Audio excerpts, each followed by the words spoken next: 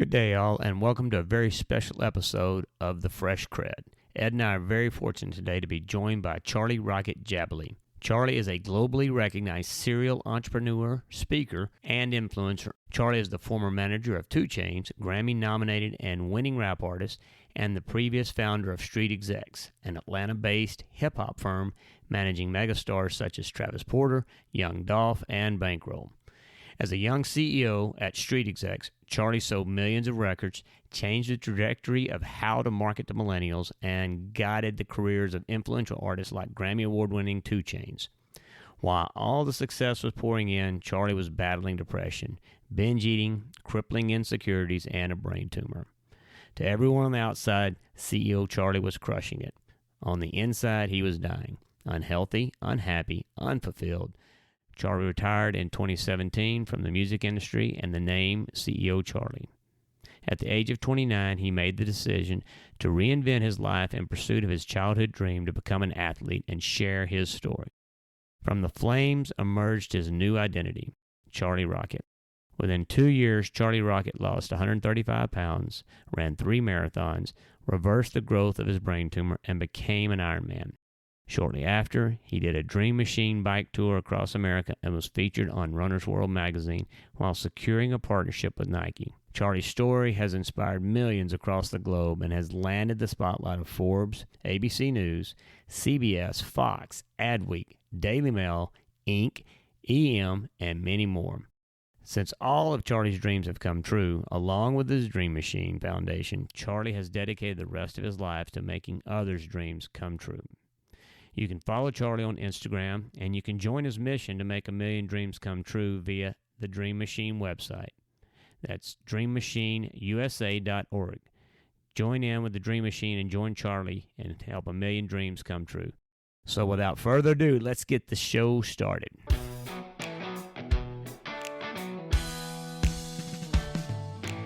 With 50-plus years of combined produce, supply chain, entrepreneurial, and business experience, Craig Slade and Ed Bertad discuss the impacts of fresh produce on their lives and health.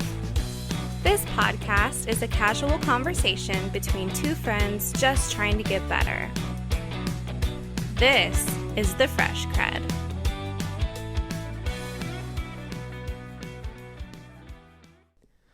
Well, hey, Ed.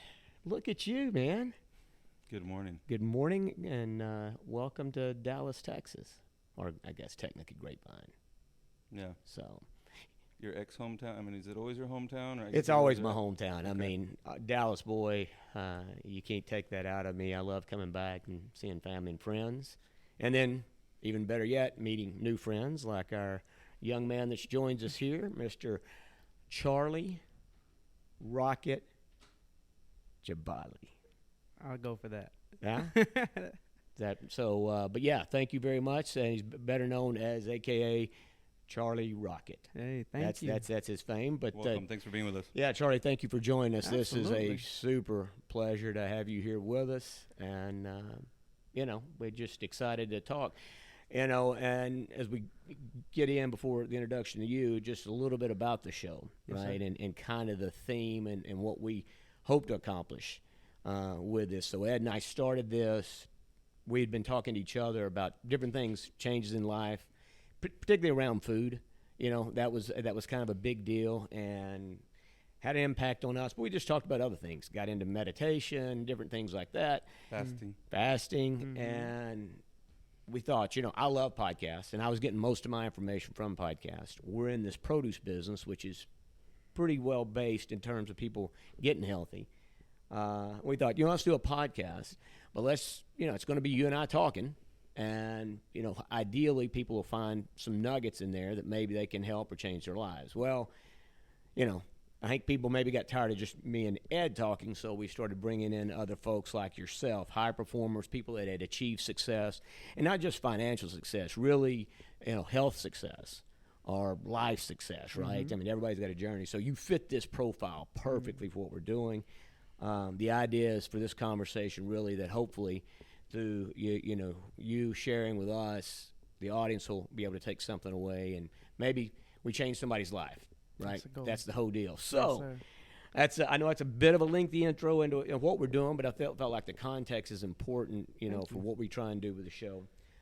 So you looking at, and again, I've already figured out that maybe I shouldn't believe everything I read on the internet, but born in Atlanta, Georgia, correct? Yes, now residing in L.A. Yes, sir.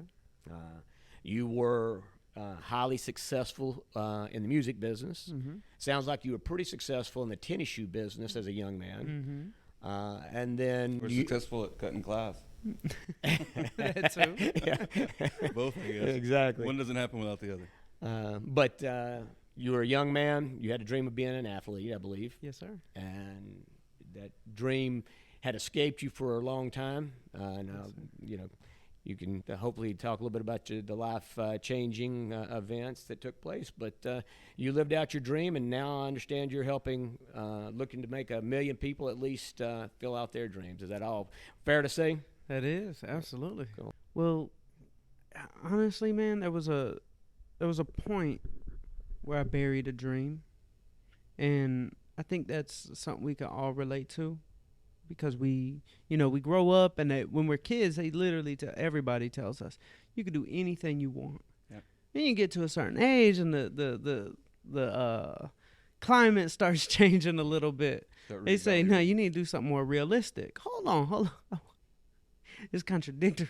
I was told I could do anything.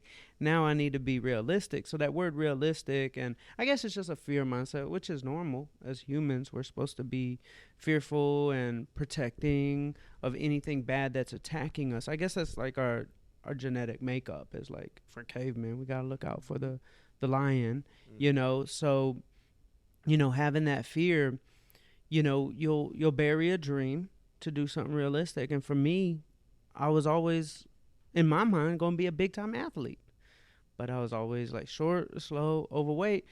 So I started having conversations with myself of, like, all right, I got to be good at something in life because I can't do this dream of mine.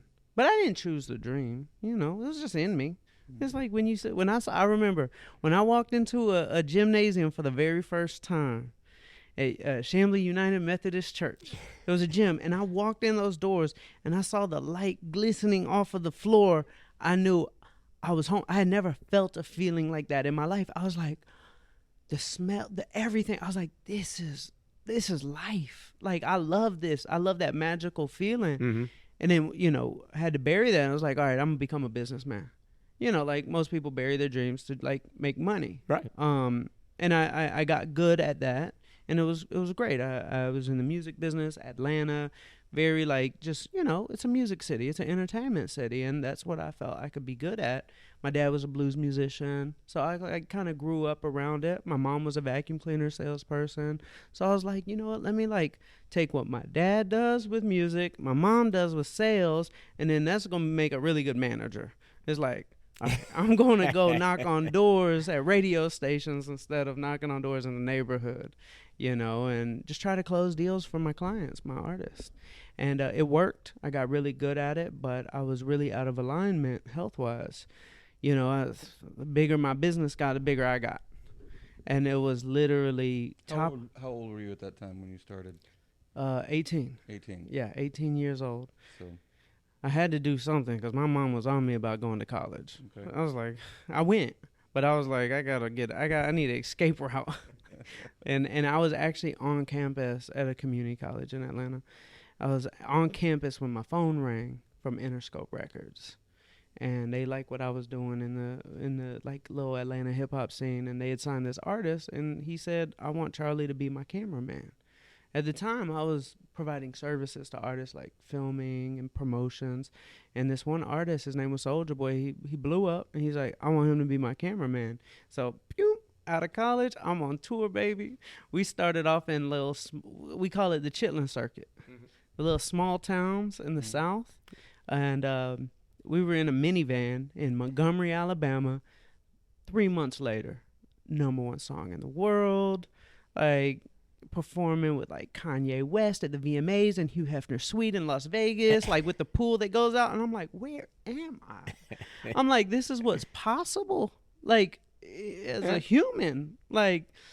So I was on top of the world, got fired, said I'm going to be a manager, got into management instead of being a cameraman, and it worked. Got to the top of the music business, nominated, winning Grammys and world tours, but I was diagnosed with a brain tumor.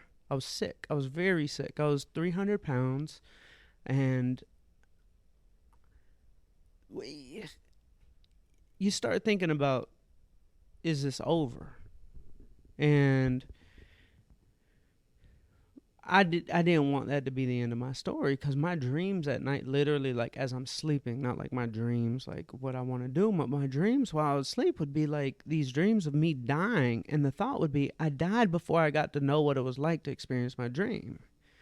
And those dreams would really affect me, because it's like, I need to know what it's like. I can't experience this life and be like, here's this kid who died. Or no, here's this kid that buried a dream, made money, and then died. That can't be my story. So I actually walked away from the music industry, and I asked myself... At that point, how old were you? I'm sorry. 28. 28. So I was in the music game for 10 years. And I asked myself one simple question. If you are what you eat, is what I'm eating dead or alive? And it was real simple. Processed foods, like even like something that they like say is healthy, like let's say like a Cliff Bar, or like ice cream, which is not healthy, but like, these things that are in packages. That's what like I was addicted to as like a 300-pound like, food addict. I was addicted to like processed stuff, and it could sit on the shelf for years and not go bad. That is dead. Yeah. And so I'm like, okay, no wonder I'm facing the challenges I'm facing, because I'm not eating anything that's alive. When I changed my choice to remove all processed foods and eat living foods, if I were to hold an orange in my hand and put it like an instrument on it that's like looking at it's like energy, that thing is glowing with life. It is vibrating. And then when you eat that, you glow, you vibrate, you are what you eat. And our bodies are equipped to heal. Like if we give it the right tools. It's like if I were to get a cut right now, my body will heal if I put something clean on that wound. If I put something dirty, it won't heal. It'll actually make it worse. Mm-hmm. So our bodies are designed to heal, but we got to put that clean thing. That's why fruits and vegetables for me changed my life, saved my life, actually gave me superpowers. Because I had never experienced in my life what it was like to vibrate. We are all vibrating. We're either going to vibrate a little bit. It's like trying to talk on a cell phone in an elevator. Little vibration, but can't fully connect. Mm-hmm. Versus walking off the elevator, cell phone, full bars, full connection. You can connect with anything that you want if you just have the connection. And that's what fruits and vegetables did for me. And saved my life, reversed my brain tumor. I was able to create a whole new life of running marathons, doing an Ironman. I rode my bike across America. I got to become that my athlete. Dream. I got to be in the biggest Nike commercial of all time, magically. Not something like I technically like did. I didn't have a relationship with Nike. It was just literally my dream that I always saw as a kid, that I was going to be a big time athlete, but the weight and stuff actually ended up becoming my greatest gift. All the things that were wrong with me became what Nike was attracted to. Right. Nike didn't need another perfect athlete. They got those. They needed a dreamer athlete. Yeah. And they created an entire campaign where they signed over 200 other athletes like myself who were dreamers who had something wrong. And they created a commercial that made the stock price go up $4 billion based upon a story that I created. And I got to be in the commercial and got to win an Emmy. And in that moment, I was like, my dream came true. Let me reach my hand back and make other people's dreams come true. Because I got to experience what it was like to be a millionaire, but also sick and unhealthy. Mm-hmm. And I was like, you know what? Maybe a new type of millionaire. One that like helps a million people. And so I was like, give me a goal big enough that it'll take me the rest of my life to do. Because music industry, it wasn't, in the scheme of things, it wasn't that hard. Yeah. I did my work. I was very ambitious. I worked my butt off. I was of servitude, and I was able to rise. But how could I take that servitude and ambition for other people's and create a movement? And that's what we did with the Dream Machine Foundation, and it's growing. How lucky do you feel that all happened at such a young age? I mean, you talk about that whole trajectory. I mean, that's why I kept asking you, how old were you? Because I know you're relatively young, you're still a young man. So it's amazing to me. First, I mean, how lucky do you feel that at 28, even though you know the circumstances were obviously unfortunate with the brain tumor, but you were able to turn things around? And I'm not even talking about the financial success, the health success that we talked about earlier. That you know how you must feel very, very lucky to feel so great today, and still have so much time to do more. It doesn't even feel real. It literally feels like a dream. And sometimes I even question, is any of this real? I'm like, am I living in a simulation? Like, am I watching a movie? It is, like, I have to pinch myself. Yeah. But that's what's possible in a life. Yeah, because I can't compare it to, sorry, Craig. No, go ahead. I can't compare what I had to a brain tumor, but I had chronic gastritis that What developed. is Gastritis, just chronic in my late 30s. And I struggled with it for years. I literally was just on survival mode for the better part of 10 years. Almost 50. I'll kill you. Survival mode? Yeah, it was just survival mode for a long time. But I wasn't disciplined enough to make a change. And kind of right around before we started doing the podcast is when I really started listening to Craig. He had gotten on a health kick, years back, and I thought he was a little nuts, frankly. That's still the case. And then he came up, with this idea for the cleaning challenge with our organization here with VivaFresh. And even at the time, I didn't think I needed it. I actually thought I was doing him a favor by volunteering, supporting him. And then I went through the process and realized that, life could be so much better. So I'm super thankful every day. I wish I would have known it, when like 10 years before, like you did. But I kept eating the same stuff. I just wasn't disciplined enough to make the change. And it is amazing. Everything you said about living food and dead food, quote unquote, is right on. I mean, it's awesome. And so it blows me away that, obviously you went to see, physicians for your tumor situation, but did you have any other help, dietitians, anybody, or you just do a lot of research yourself, or how did that? I went to a longevity center. Oh, wow. Where like old people go to figure out how to, and they like make you go to classes. Like it's not just like, get your blood test done and exercise. No. They teach you, and I'm like sitting in each class, like taking every note. I want to know everything. I was desperate. I want to know everything there is to know about how to heal. And at this longevity center, I would literally watch 85-year-old ladies in walkers in 2 weeks not need a walker and not need blood pressure medication from food. Wow. Yeah. It's unbelievable. So here, and this is the question that I ask, I ask myself. I ask other people that have figured this out. And I know other stories of other people that Ed's influenced, I've influenced, other people that have been part of, the circle keeps getting bigger. But the question I have, right, with your testimonial or with Ed's testimonial or with me or whatever, how is it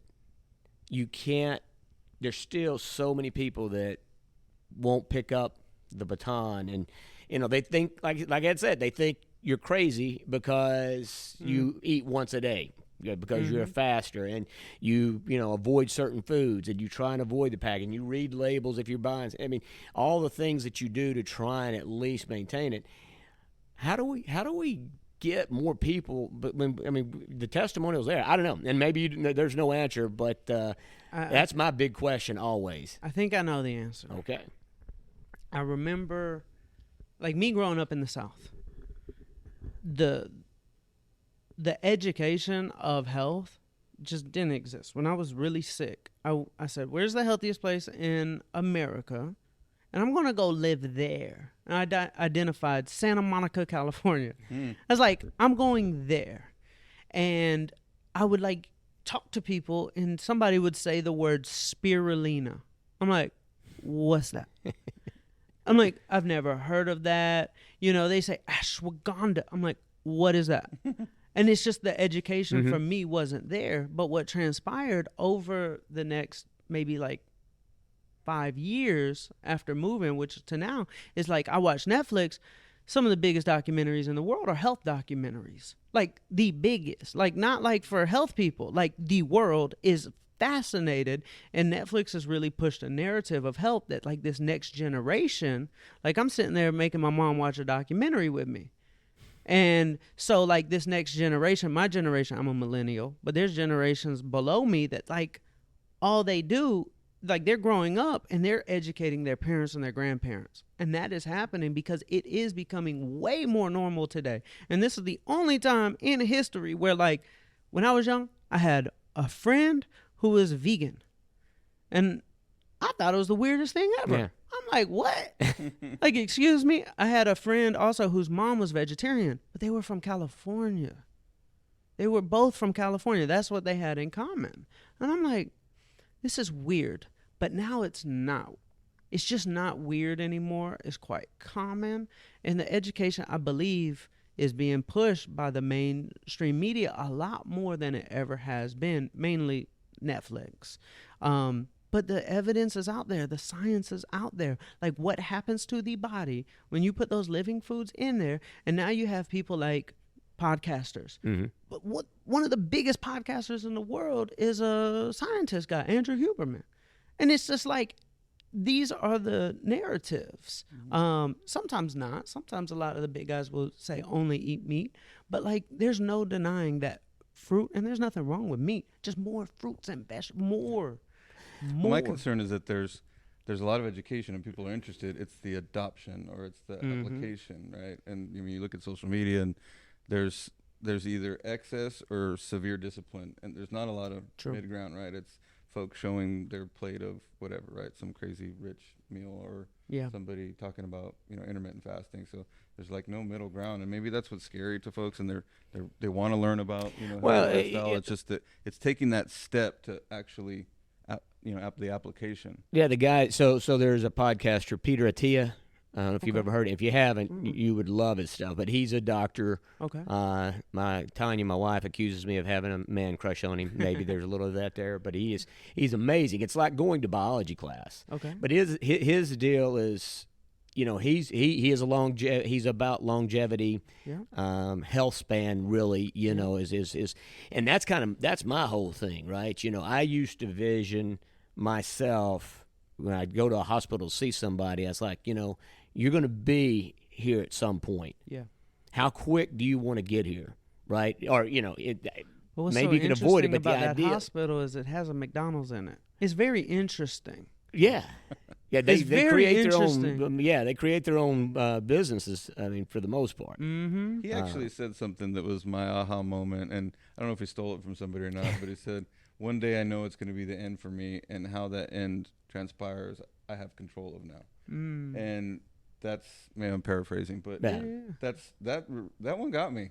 Yeah, like, that really made me think. Well, that's my one of my crazy theories that I've kind of come up with is, so I'm a Christian, believe in God, and I believe He obviously had a day for us to be born.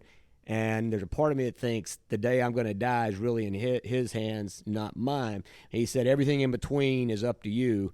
And so I figure, what time I've been given, I'm going to try and at least live it, both health-wise, but entertainment. I mean, I enjoy my life because I don't know how much I get. And like I say, I live in fear of that day of being in that hospital bed, getting that diagnosis. Well, it's the difference between dying and the way you die. Yeah, exactly. It's suffering for 10, 15 years before you die, or...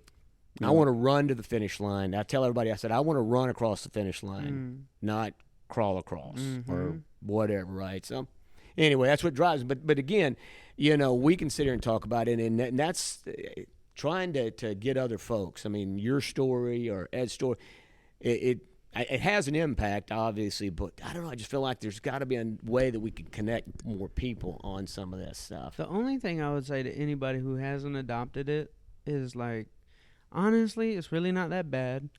You get really trained quickly to want to do it because you start feeling really good. I eat healthy, but, like, if I'm not stressed, I can experience a high off of, like, eating, almost like coffee a little bit. Like, there are these sensations that happen, and when the inflammation goes away and that skin clears up, then you become really motivated to do it, and you're like, like for breakfast this morning, I ate some watermelon and some oatmeal. Like, people say eating healthy is, like, really expensive. honestly, the oatmeal packet's about $1. And like, some watermelon, depending if you buy it cut up or not, it's really not that much. And if you add up the medical bills, that all that cheap food, True. It's not cheaper. Right. At the end of the day, it's more painful and it's more expensive. The most expensive part of eating healthy is that you're going to live longer and you're going to need some money for those extra years. But we will all be willing to pay that extra money because it's like, all right, if I live 10 years longer, I'll take it. What does it cost? Yeah. I'll pay anything. Yeah. Well, and you were talking about some of these, items that are a little bit more trendy, but even the basic, an apple, a banana, Absolutely. a pear. It It's doesn't have to be alive. the trendiest commodity, the newest thing, things you have never heard about. We talked about the relationship we have, or people in general have, with food, and how even what you eat is just it's fuel. Absolutely. And every meal doesn't have to be even conventional. You don't have to have like a full-on 5-course meal every time you eat. You're just eating for fuel. And I never thought about it that way. And now that I do, it's freed up so much of the hang-up. Oh yeah. And that hang-up is really what I think gets people. Well, what's the definition of a calorie? The actual definition. I think it's a measure unit of It's a measure. It's energy. It's energy. Energy. That's yeah. it. Yeah. Energy. So it's like, all right, we're in Texas. Energy. You gonna put clean fuel in, Right. or you gonna put some dirty stuff? How's that car gonna run? Clean fuel. When they talk about like an energy bar, that ain't energy. 5-hour energy. That's not energy. Calorie is energy. Our bodies are designed to literally, if we just give it what it needs, it will be super rocket fuel, not the little fake stuff.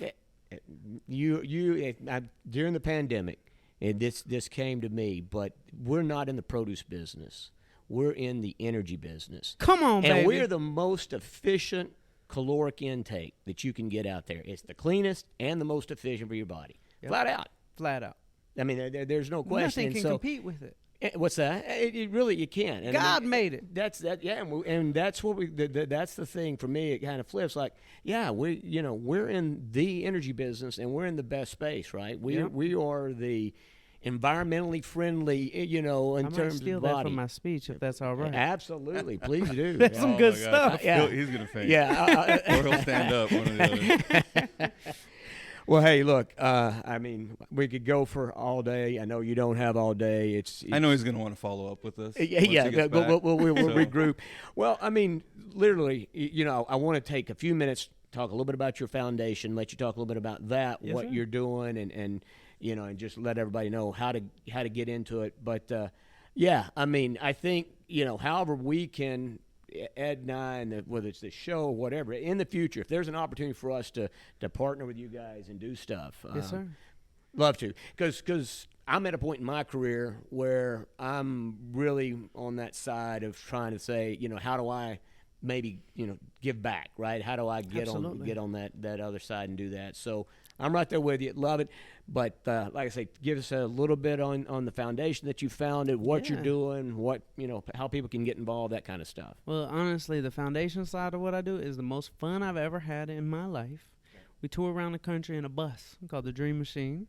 Actually, I kicked it off when I biked across America in 2018.